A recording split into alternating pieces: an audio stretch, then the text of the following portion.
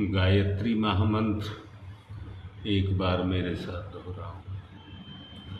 ओम भूर्भुवः स्वः तत्सवितुर्वरेण्यं भर्गो देवस्य धीमहि धियो यो नः प्रचोदयात्।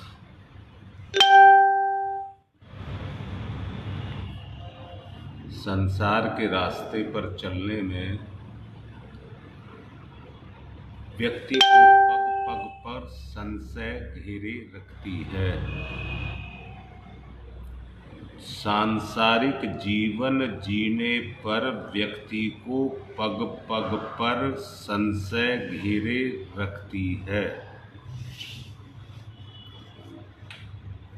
जो अध्यात्म के पथ पर एक भी कदम बढ़ाएगा, आत्म श्रद्धा के कारण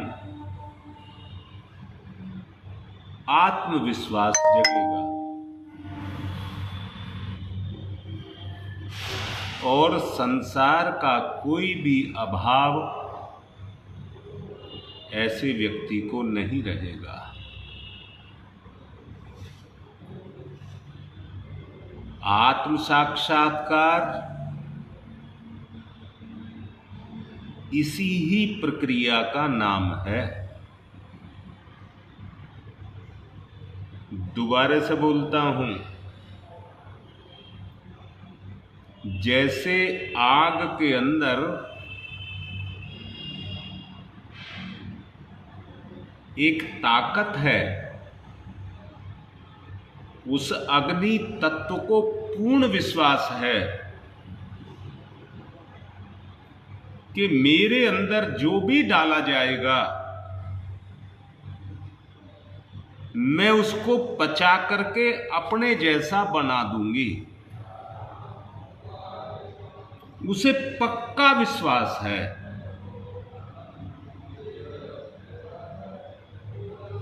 परंतु हमें पक्का विश्वास नहीं है, इसी का नाम संशय है। और संशय होने के कारण व्यक्ति अपने लक्ष्य से, ध्यान देना बहुत अच्छे से, संशय होने के कारण व्यक्ति अपने लक्ष्य से भटकता रहता है, टिक नहीं पाता। हमारे ऋषियों ने अपने जीवन को उस एकाग्रता के सूत्र में बांधा। देखिए, यहां एक बात कह रहा हूं, आपको बाहर से कुछ नहीं लेना है, सिर्फ अपने आत्मविश्वास को जगाना है। संशय अपने आप मिटती चली जाएगी। और ये आत्मविश्वास ही आत्मज्ञान है। हां बेटा,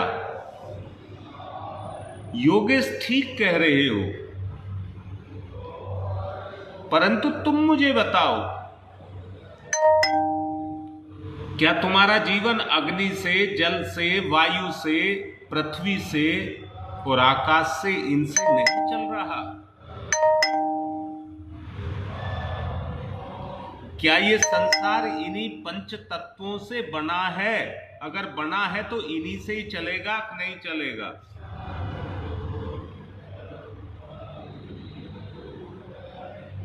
बोलो बेटा। शरीर संसार से बना है और तीन चीज से बना है, पृथ्वी, जल और वायु। इसी से चलेगा।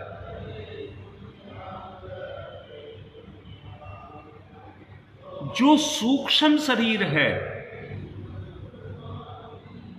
वो चेतना से चलता है। वो चेतना से चलता है। चैतन्य ही उसका आधार है। और जो आत्म तत्व है वो आकाश तत्व से चलता है। सच बताओ, शेख चिल्ले की तरह से हम सपने देखते हैं कि नहीं देखते हैं? परंतु वो काल्पनिक है। और सच को देखना, हम में से हर कोई कल्पना की दुनिया में खोया हुआ है। शेख चिल्ली के सपने सबके अंदर चलते रहते हैं, सबके अंदर चलते रहते हैं। दोबारा बोल रहा हूं, बात को ठीक से समझ लेना। मैंने कहा कि सूक्ष्म शरीर अर्थात चैतन्य तत्व क्या ऐसा हो सकता है आग में रह करके कोई पदार्थ सुरक्षित निकल आए और अग्नि तत्व उस पर कोई कार्य ना करे?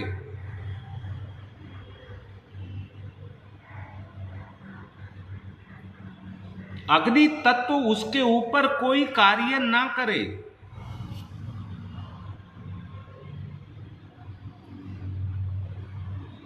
दोबारा से बोल रहा हूं, जिन रिश्तों में हम बंधे हैं, अगर हमारा अग्नि तत्व काम कर जाए तो जो बिगड़ी हुई अवस्था है वो सब नियंत्रित होकर के एक साथ परमात्मा के सिद्धांत में जाकर के बंध जाए।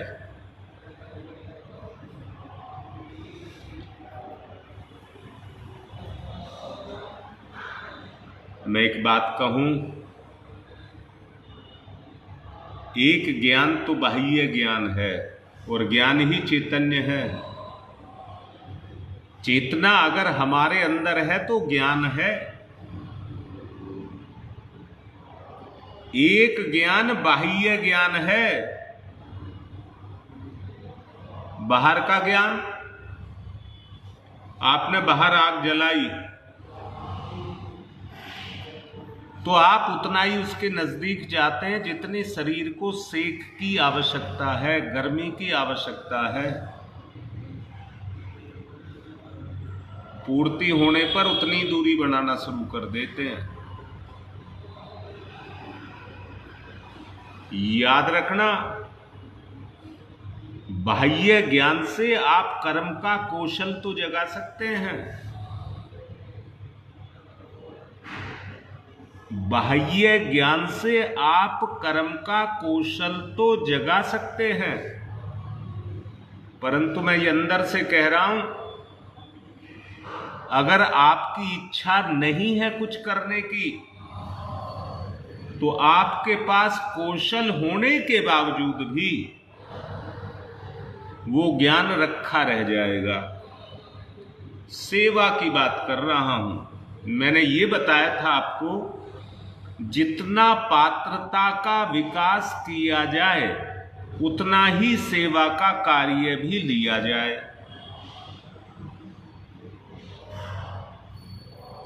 आज दीपा दिख नहीं रही है, वो मेरे से मांग रही थी काम।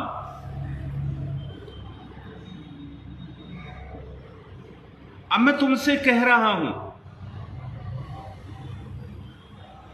मैं देखता हूं, महसूस कर रहा था, हर आदमी के पास उसका कौशल है,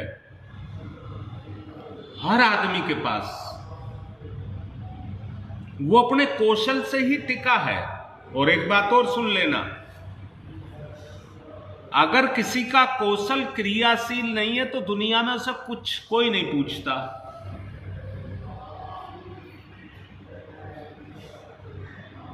बोलो बेटा, अगर आप किसी सरकारी विभाग में नौकरी कर रहे हैं या प्राइवेट विभाग में नौकरी कर रहे हैं या अपना कोई कार्य कर रहे हैं तो वो कौशल के सहारे ही तो चल रहा है। पर एक बात बताना चाहूंगा, कितनी सारी समस्याओं का हल जो संभव होते हुए भी नहीं हो पाता। सरकारी तंत्र में कौशल होते हुए लापरवाही के कारण निष्क्रियता रहती है। आदमी अपनी जिम्मेदारी को नहीं समझता, दूसरे पर टालता रहता है।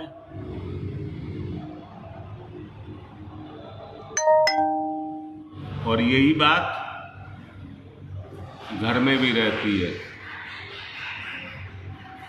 हर सेक्टर में लापरवाही काम करती है, तभी संशय की स्थिति बनी रहती है।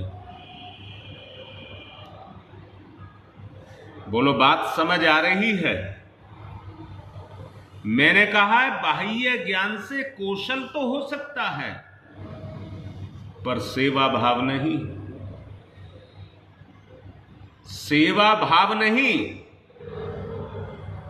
अगर व्यक्ति अपने कौशल को सेवा भाव से संसार में लगाए तो उसकी प्राण चेतना काम करने लग जाएगी। उसकी प्राण चेतना काम करने लग जाएगी। वो संसार के घोरक धंधे में फंस जाता है। व्यक्ति संसार के गोरख धंधे में जाकर के फंस जाता है और उसी में उलझा रहता है। अब करूंगा, आज करूंगा, अब करूंगा, आज करूंगा, परंतु वो आज ही नहीं आ पाता।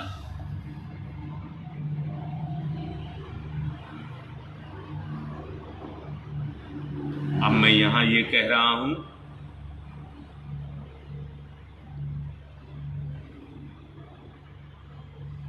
उपचार क्या है आपका?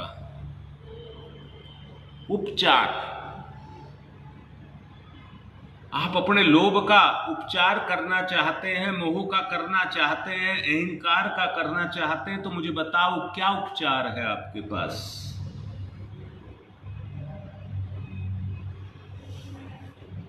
आज धर्म और अध्यात्म के नाम पर आदमी सिद्धियों को, रिद्धियों को, चमत्कारों को नमस्कार कर रहा है।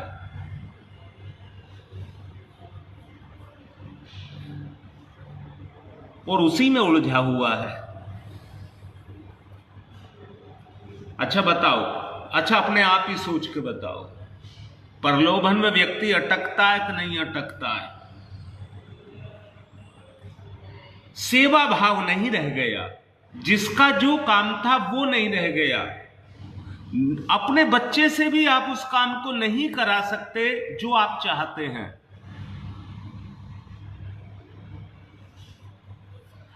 राकेश, अगर जन्म का उद्देश्य आप पूर्ण करना चाहते हैं तो मैंने अभी कुछ समय से पहले से ही बोला है, एक है बाह्य ज्ञान। जब उस बाह्य ज्ञान पर आप लगे रहते हैं तो आप कौशल तो जगा सकते हैं।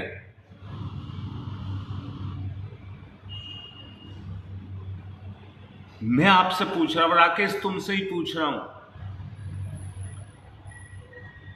तुम्हारे ही बेटे ने अब मेहनत की, अपने कौशल को जगाया, सेक्शन ऑफिसर लग गया।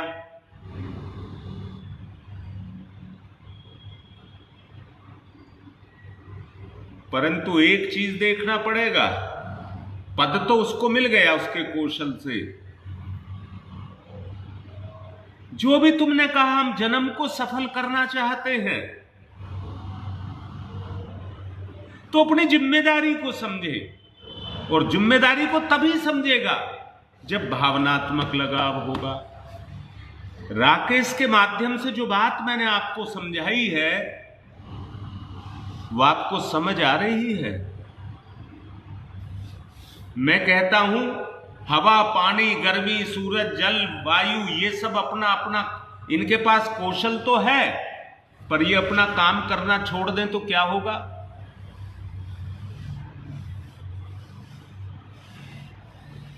हाँ संदीप बेटा, स्किल को जब तक आप एक्टिवेट नहीं करेंगे, सेवा भाव में उसको नहीं लगाएंगे, तो बताओ क्या हो सकता है।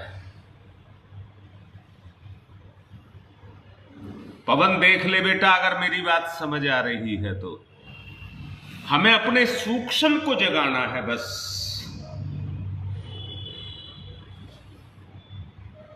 हाँ राकेश, हमारा कौशल ही हमारे लिए जहर बन जाएगा। हम मेहनत की नहीं खाएंगे, हराम की खाएंगे। देखो जरा सोच विचार करके। मैं एक ही बात पर जोर दे रहा हूं, आत्म श्रद्धा जैसे जैसे जागृत होगी, संसार की मोह माया उतनी ही आपसे घटती चली जाएगी। बेटा डांट करके कहूं, मैं एक बात को डांट करके बोल रहा हूं, डांट करके ये बोल रहा हूं, ख्वाब कोई नहीं देखेगा, मानसिक ख्वाब कोई नहीं देखेगा, कल्पनाओं में कोई नहीं बहेगा।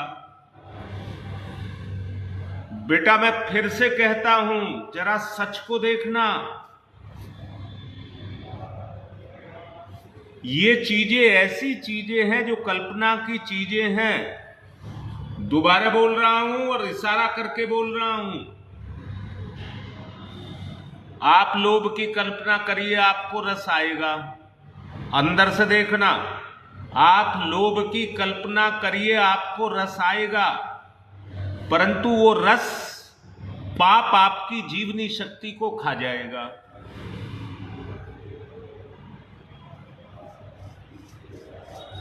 जो शक्ति आप संसार के सृजन में लगनी चाहिए थी, वो देव कार्य था।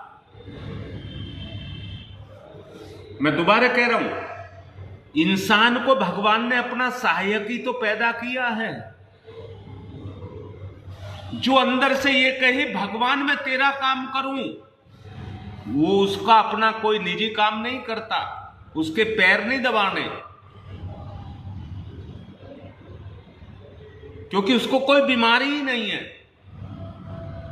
उसका तो ये संसार है, जो उसके संसार से प्यार करेगा वो भगवान के अनुदानों को प्राप्त करेगा।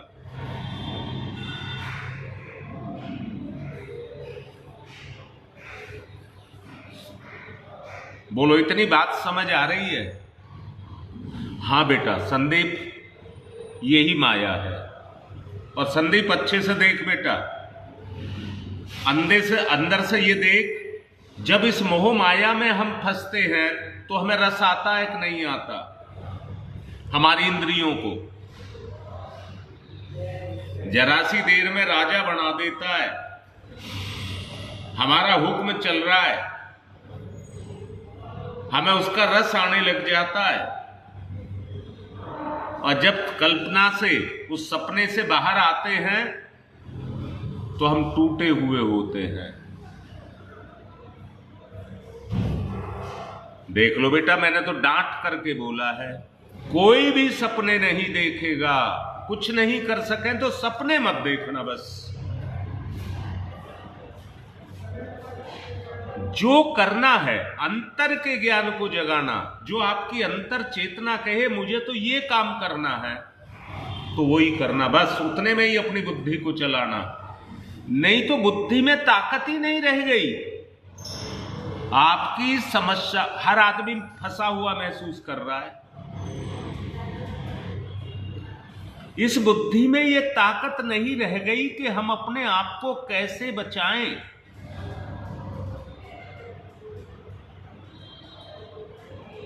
जबकि सारा संसार का सृजन केवल आंतरिक ज्ञान के ऊपर निर्भर करता है, जिसको आत्मज्ञान बोलते हैं।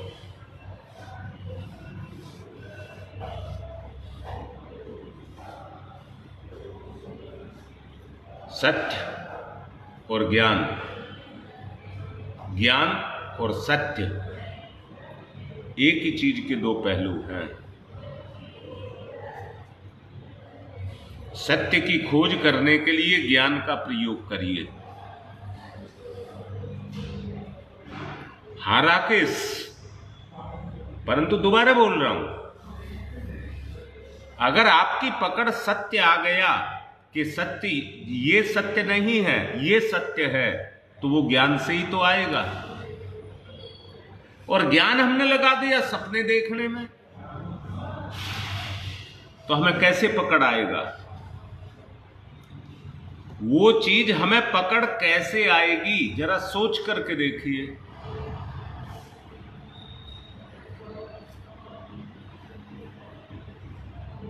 आज से पहले भी बुद्ध हुए, महावीर हुए,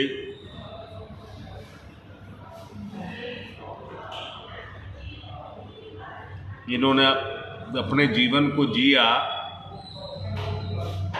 जिसके आधार पर वो अमरता को प्राप्त कर गए।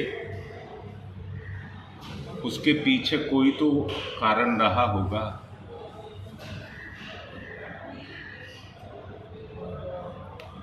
राकेश देखो भाई, उसके पीछे कोई तो कारण रहा होगा। क्यों बुद्ध अमर हो गया, क्यों महावीर अमर हो गया? कोई तो कारण रहा होगा। अगर सत्य की खोज करनी है तो इस ज्ञान को वहां लगाइए जो आपको ये पता लगे ये कैसे उस सत्य की खोज करके, जिसको बोध कहा गया। बोध कितना प्यारा शब्द है, बोध।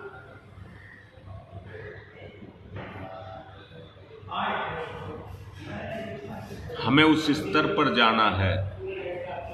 और ये बात याद रखना, भगवान और संसार एक साथ नहीं चलता। ये साफ साफ सुन लेना, भगवान और संसार एक साथ नहीं चलता। दूसरी बात कह रहा हूं, भगवान तो संसार में चलता है पर संसार भगवान में नहीं चल सकता। पानी को नीचे से ऊपर चढ़ाना हो तो पंप का प्रयोग करना पड़ता है, अपने आप नहीं जाता। परमात्मा का सारा रुझान, दिशा, गति वो अपने संसार को बसाने में है। परंतु भगवान भगवान की जगह रहे,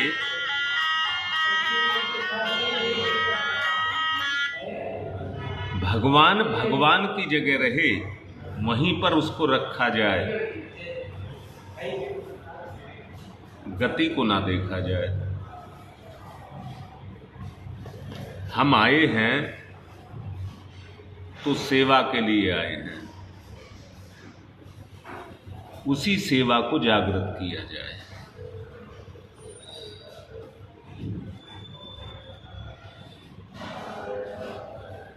मैंने दोबारा बोल रहा हूं, भगवान भी आपके पास रहे और संसार भी आपके पास रहे तो नहीं हो सकता।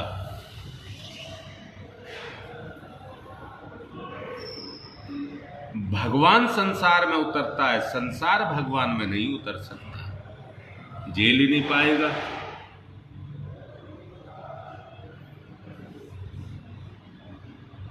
इसी से आपके अंदर सचेष्टता आएगी, जागृति आएगी। जब आप उस तत्व को जोड़ना शुरू कर देंगे तो आपके अंदर जागृति आ जाएगी। दो विपरीत सत्य एक साथ नहीं रह सकते। दो सत्य हैं, उसके पीछे जो बुद्धि काम कर रही है वो दोनों को अपने अपने स्तर से टटोलेगी। दो सत्य एक साथ नहीं रह सकते। 。 . 。 . 。 . 。 . . . . . . . 。 . 。 . . 。 . 。 . . 。 . 。 . 。 . 。 . 。 . 。 . 。 . 。 . 。 . 。 . 。 . 。 . 。 . 。 . 。 . 。 . 。 तो सत्य एक साथ नहीं रह सकते।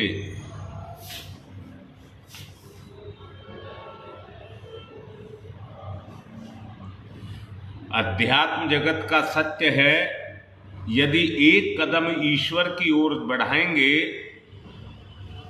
एक कदम ईश्वर की तरफ बढ़ाएंगे तो संसार से एक कदम की दूरी हो जाएगी। बोलो, जिस बिंदु पर आज हम हैं, अगर वहां से हम चलना शुरू करते हैं, जिस तरफ को चलेंगे वही हमारे नजदीक आ जाएगा। और ये कहा गया है कि अगर हम संसार की तरफ चलते हैं तो पतन का रास्ता है। एक बार चलने के बाद कितना गिर जाएगा नहीं पता, परंतु अध्यात्म के क्षेत्र में एक नियम है जो अपने आप को इस दुनिया में बोता है। बोता एक बीज है, पाता सैकड़ों बीज है।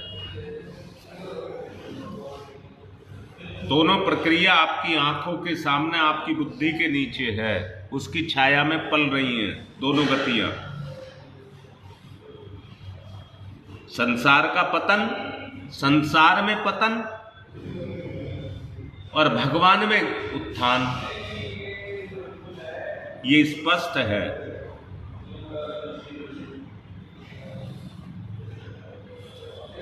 कल मैंने प्रयास किया था आपको बताने का अपने जीवन की गति के बारे में। मैं आज एक बात इसके साथ और जोड़ देना चाहता हूं।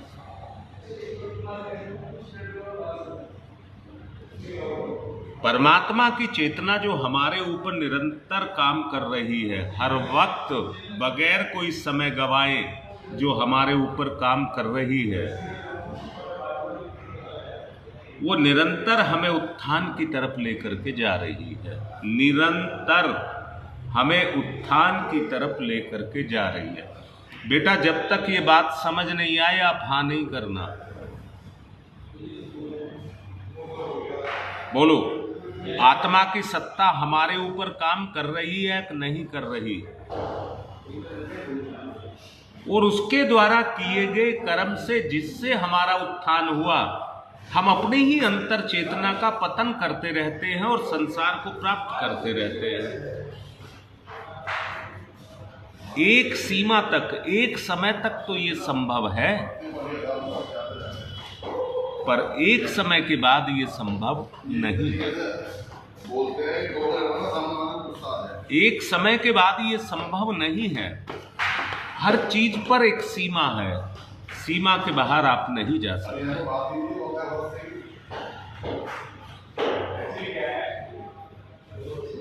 बड़े अच्छे से सोचना और समझना हमको पड़ेगा। मेरा मूल उद्देश्य आप लोगों को कहना ये है कि परमात्मा की चेतना पतित से पतित, घोर पतित, नरक में पड़े हुए पर भी अपने काम को कर रही है, और परमात्मा वहां नरक से निकाल करके उसको स्वर्ग में लाना चाहता है।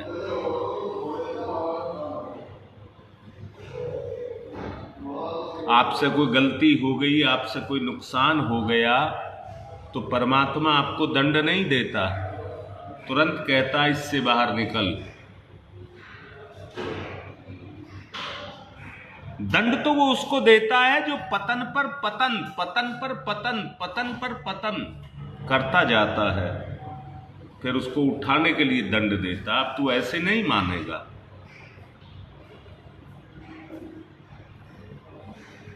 बोलो बेटा, मैंने जो आपसे बात कही है वो आपको समझ आ रही है नहीं आ रही?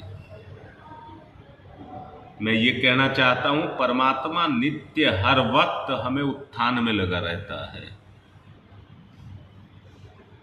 वो हमें पतन को, हमारे को स्वीकार नहीं करता।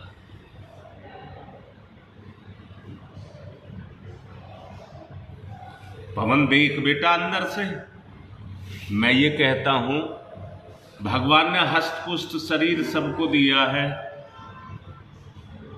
और इसकी हड्डी एक टूट जाए तो टूटते के साथ शरीर की सारी शक्ति वहीं जाकर के लग जाती है और जोड़ने का काम शुरू हो जाता है। बताइए, मेरी बात ठीक लग रही है नहीं लग रही? देखिए, डॉक्टर उसको हड्डी के साथ हड्डी को मिला करके फिक्स कर देता है, मूवमेंट बंद कर देता है, पर जोड़ने वाली सत्ता अपने शक्ति उसमें लगा करके जोड़ देती है। जैसे दो लोहे के टुकड़ों को वेल्डिंग जोड़ देती है, वो फिर से वैसी जोड़ देती है। और देखिए कैसी कुदरत की लीला है, लोहे के टुकड़े में तो जोड़ दिखाई देगा, परंतु वो जैसा है वैसा ही बना देता है, यानी कि उसका जो मूल स्वरूप जैसा था वैसा ही बना देता है। ये परमात्मा की लीला है।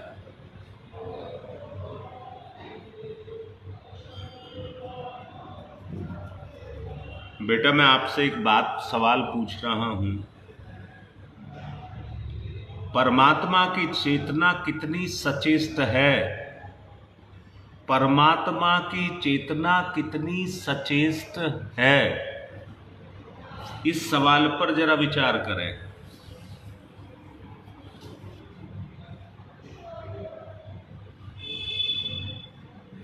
जागृति कहिए, सचेतता कहिए, चैतन्यता कहिए या ऊर्ध्वगमन कहिए,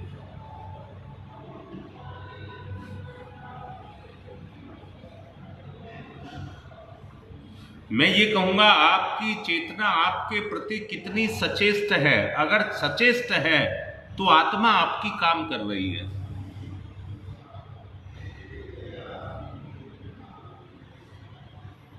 बोलो बेटा, मेरी बात ठीक लग रही है?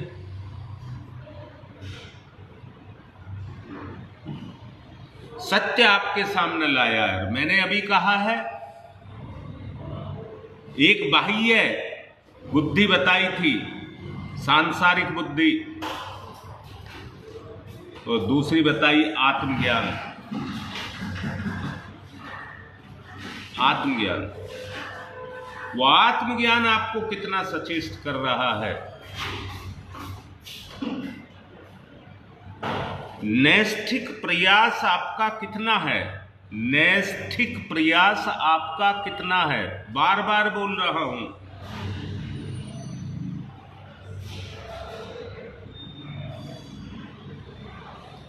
पवन तोल करके देख लो बेटा। अध्यात्म जगत का सत्य यही है।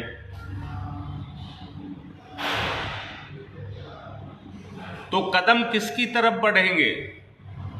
अब प्यार से पूछ रहा हूं, आपके कदम किस तरफ बढ़ेंगे? ये भी तोल करके बोलना। मुझे पता जो तुम बोलोगे, कहीं वो कल्पना तो नहीं होगा। कल्पना में तो अभी भी आप किसी भी सुख में जा सकते हैं, किसी भी सुख में सूर्य पर चले जाएंगे। ये कल्पना है, जा रही है, परंतु आपकी चेतना सूर्य पर चली गई तो सूर्य और आपकी चेतना में कोई अंतर नहीं। इस बात को भी अंदर से महसूस करिए। अगर आपकी चेतना सूरज के साथ जाकर के जुड़ रही है तो वो सूर्य का जो तेज है वो आपकी चेतना पर उतर आएगा, क्योंकि दोनों की जाति एक है।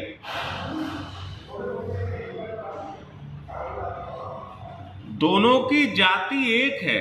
संसार में रहते हुए हम शरीर को सत्य मान बैठे,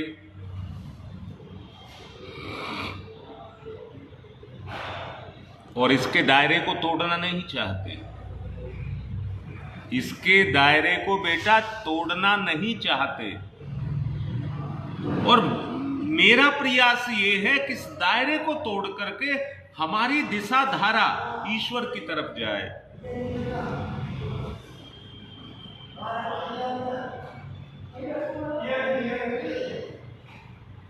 अब मैं पूछ रहा हूं बेटा, मैंने डांट करके भी बोला, अब मैं प्यार से कह रहा हूं कि आप किधर जाना चाहते हैं। एक बात बताऊं बेटा, नालायक बच्चा अपने माँ बाप को भी नरक में ले जाता है, चाहे वो कितने ही समझदार क्यों ना हो।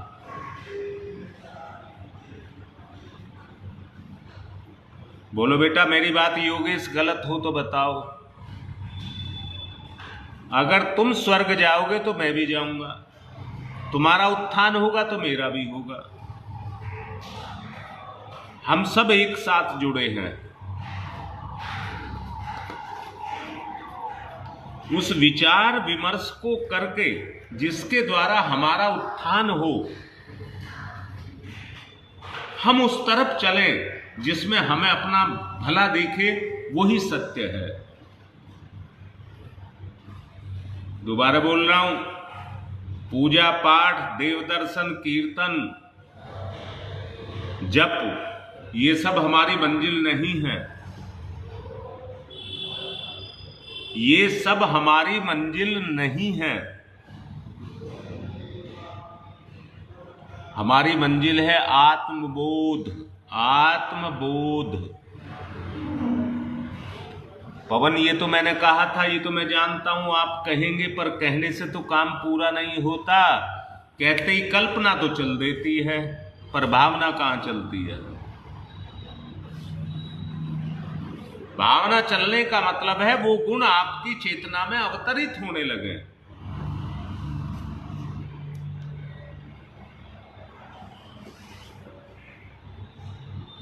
यही आधे में छोड़ करके अपनी बात को अब पूर्णता की तरफ ले जा रहा हूं, क्योंकि समय हो चुका है। आज प्रयास ये करना और कल मुझे बताना भी। कल्पना जोर मारेगी और आप उसे रोकेंगे। अपनी हिम्मत जुटाएंगे, कल्पना से बाहर रहेंगे। आज यही कार्य आपको दिया जा रहा है।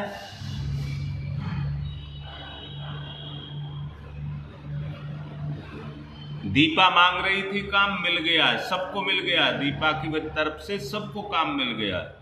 सब अपना काम करना, कल देखा जाएगा, सबकी चेकिंग होगी कल। ओम तम सोमा ज्योतिर्गमय, तम सोमा ज्योतिर्गमय, तम सोमा ज्योतिर्गमय, असतोमा सद्गमय, असतोमा सद्गमय, असतोमा सद्गमय, मृत्योर्मामृतं गमय, मृत्योर्मामृतं गमय, तमसोमा तमसोमा तमसोमा ज्योतिर्गमय ज्योतिर्गमय ज्योतिर्गमय, अस्तोमा अस्तोमा अस्तोमा सद्गमय सद्गमय सद्गमय, मृत्योर्मा मृत्योर्मा मृत्योर्मा अमृतं गमय अमृतं गमय अमृतं गमय।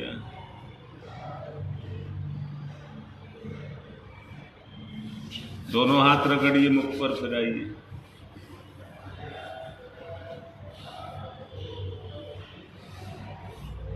योगेश, तभी कल्पनाओं से बाहर निकल पाओगे। योगेश लिख रहा, दोष दुर्गुणों और कसाय कलमशों को छोड़ेंगे तभी संभव है। मैं भी कह रहा हूं यही बात। ये हमें भटकाते हैं। आज की बात को पूर्ण कर रहा हूं। आपको जो काम दिया गया है उसको पूरा करना। आज की बात संपन्न।